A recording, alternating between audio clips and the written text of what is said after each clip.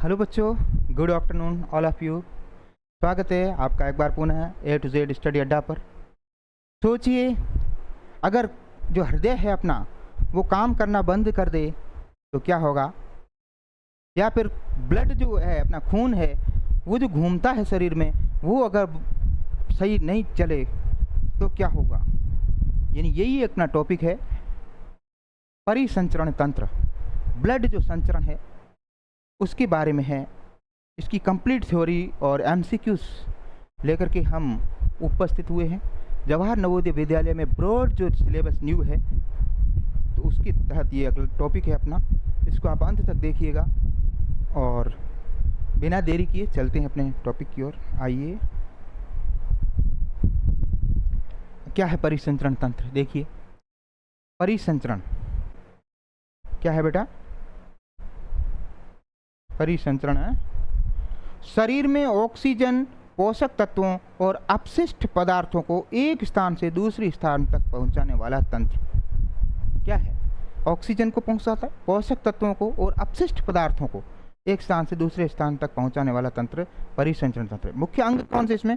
इसके मुख्य अंग बेटा हृदय है, रक्त है और रक्तवाहिकाएं हैं। हृदय, रक्त और रक्तवाहिकाएं। ठीक है। खोजकर्ता, अच्छा प्रश्न है कि परिसंचरण तंत्र की खोज किसने की थी? तो विलियम हार्वे ने की थी। किसने की थी बेटा? रक्त परिसंचरण तंत्र की खोज किसने की थी? विलियम हार्वे ने की थी। मुख्य कार्य क्या है? शरीर की प्रत्येक कोशिका तक पोषक तत्व और ऑक्सीजन पहुंचाना तथा कार्बन डाइऑक्साइड निकालना। इसका मुख्य काम क्या है? शरीर की प्रत्येक कोशिका तक पोषक तत्व और ऑक्सीजन पहुंचाना है और कार्बन डाइऑक्साइड जो शरीर में रह जाता है उसको बाहर निकालना इसका मुख्य काम है। चलिए, ये है मानव हृदय की संरचना। ये जो हृदय है मानव का, ये आप देख रहे हो, है ना। पंपिंग अंग, हृदय हमारे शरीर का मुख्य पंपिंग अंग है जो बिना रुके लगातार धड़कता रहता है। हृदय की धड़कन है जो 1 मिनट में 72 बार औसत व्यक्ति में धड़कता है। यानी कोस्ट चैम्बर्स, मनुष्य के हृदय में 4 कोष्ठ होते हैं बेटा। कितने के चैम्बर हैं? 4 कोष्ठ हैं, है ना। और धड़कन यानी हार्ट बीट, सामान्य वयस्क मनुष्य का हृदय जो है 1 मिनट में 72 बार धड़कता है। और आकार कैसा है? मानव हृदय का आकार लगभग एक बंद मुट्ठी के बराबर होता। मनुष्य के हृदय का आकार कैसा होता है? लगभग एक बंद मुट्ठी के बराबर का इसका आकार होता है। रक्त एवं इसके घटक। प्लाज्मा रक्त का तरल या द्रव भाग होता है। तरल भाग को क्या कहते हैं? प्लाज्मा कहते हैं। इसमें लगभग 90% जल होता है जो पोषक तत्वों का परिवहन करता है। 90% प्लाज्मा में जल होता है। अब लाल रक्त कोशिकाएं आरबीसी, इसमें हीमोग्लोबिन पाया जाता है। आरबीसी में क्या पाया जाता है? हीमोग्लोबिन, जो रक्त को लाल रंग देता है और ऑक्सीजन का परिवहन करता है। और इसका जीवन काल जो है वो 120 दिन है। लाल रक्त कणिकाओं का जीवन काल 120 दिन है। इसमें हीमोग्लोबिन पाया जाता है और ये ऑक्सीजन का परिवहन करता है। श्वेत रक्त कणिकाएं डब्ल्यूबीसी जो हैं, ये हमारे शरीर के सिपाही या गार्ड हैं। हमारे शरीर की गार्ड कौन है? तो श्वेत रक्त कशिकाएं हैं जो रोगाणुओं से लड़कर बीमारियों से रक्षा करते हैं। बहुत इंपॉर्टेंट सवाल है, एमसीक्यूज बन सकता है। प्लेटलेट्स, चोट लगने पर रक्त का थक्का बनाने में मदद करते हैं। कौन करते हैं बेटा? प्लेटलेट्स। प्लेटलेट्स, है ना। ये चलते हैं आगे। रक्तवाहिकाएं यानी आर्टरीज, वेन एंड कैपिलरीज। धमनियां या आर्टरीज शुद्ध ऑक्सीजन युक्त रक्त को हृदय से शरीर के अंगों तक ले जाती है। ये है एन आर्टरी। ये आर्टरी है, ये क्या करती हैं? शुद्ध रक्त को हृदय से शरीर के अंगों तक ले जाती है। शुद्ध रक्त को, ध्यान देना, शुद्ध रक्त को हृदय से शरीर के अंगों तक कौन ले जाती है? धमनियां। शिराएं, वेन्स, कौन है? शिराएं। ये अशुद्ध या कार्बन डाइऑक्साइड युक्त रक्त को शरीर से वापस हृदय तक ले जाती है। जो अशुद्ध रक्त होता है उसको वापस हृदय तक ही शिराएं ले जाती हैं। अब केशिकाएं, कैपिलरीज, बहुत पतली वाहिकाएं, ये कैपिलरीज वाहिकाएं जो धमनी और सिरा को आपस में जोड़ती हैं। धमनी आर्टरीज और वो सिराएं हैं, इनको आपस में ये योजक बनती हैं, जोड़ती हैं। चलिए, महत्वपूर्ण तथ्य क्या है? शरीर अशुद्ध रक्त, दायां आलिंद, दायां निलय, फेफड़े, और फेफड़ों में रक्त का शुद्धिकरण होता है। अब फेफड़े शुद्ध रक्त, बायां आलिंद, बायां निलय, और प्रकार से ये ठीक है।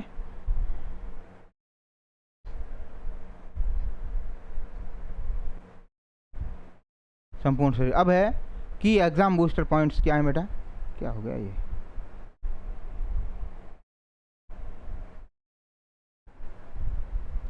सामान्य मनुष्य का बीपी जो होता है, रक्तचाप, रक्तचाप को क्या कहते हैं बेटा? बीपी कहते हैं। क्या कहते हैं? बीपी।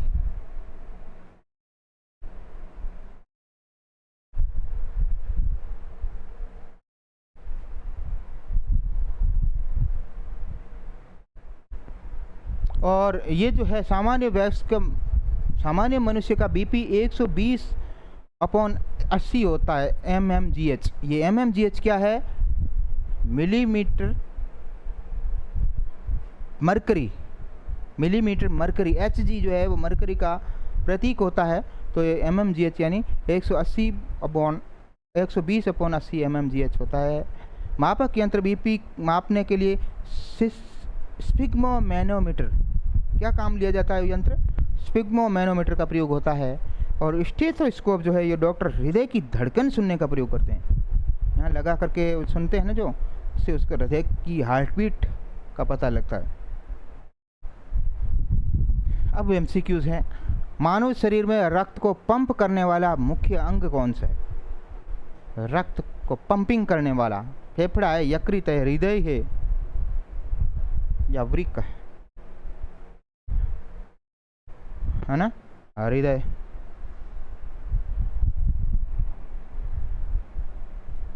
चलिए, रक्त का लाल रंग निम्न में से किसके कारण होता है? रक्त का जो लाल रंग होता है प्लाज्मा के कारण, हीमोग्लोबिन के कारण, प्लेटलेट्स के कारण, या WBC के कारण? बताइए। तो ये जो होता है ये किसके कारण होता है बेटा? ये होता है हीमोग्लोबिन के कारण।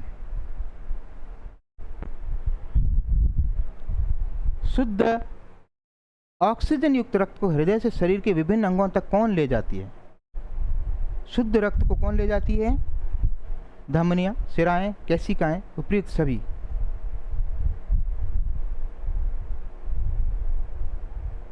धमनियां जो है ये आर्टरीज, ये शुद्ध को ले जाती हैं। सिराएं अशुद्ध वापस शरीर में ले जाती हैं हृदय में। और केशिकाएं तो इन दोनों को जोड़ने का काम करती हैं। तो इसका राइट आंसर धमनियां, आर्टरीज। अशुद्ध कार्बन डाइऑक्साइड युक्त रक्त को शरीर से हृदय तक वापस लाती है, कौन लाती है? इसमें होगा आपके ये सिराएं हैं। क्या आएगा? सिराएं हैं। हमारे शरीर में बीमारियों और रोगाणु से सुरक्षा करने वाली कोशिकाएं कौन सी है? WBC। इसको जो श्वेत रक्त कणिकाएं हैं या कोशिकाएं हैं, इसको बोलते हैं बीमारियों और रोगाणु से रक्षा करने वाली कोशिकाएं।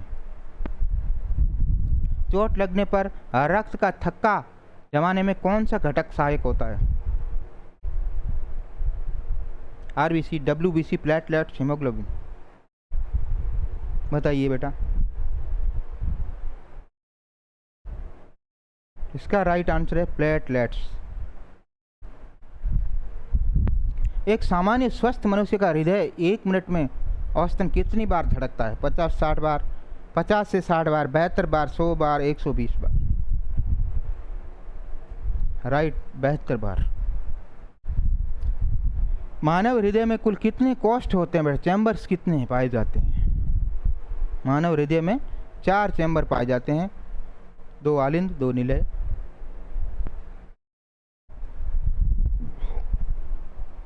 रक्त का तरल या द्रव भाग क्या कहलाता है? रक्त का तरल या द्रव भाग क्या कहलाता है? प्लाज्मा, हीमोग्लोबिन, लस्सी का सीरम।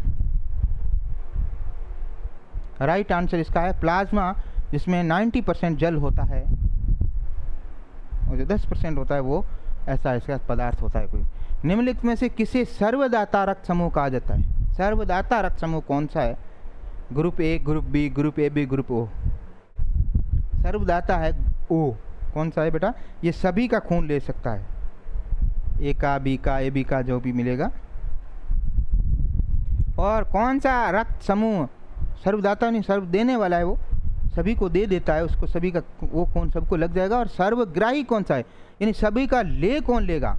ओ या ए बी या ए या बी, कौन ले लेगा? सर्वग्राही कौन है? सर्वग्राही ए बी माना जाता है बेटा।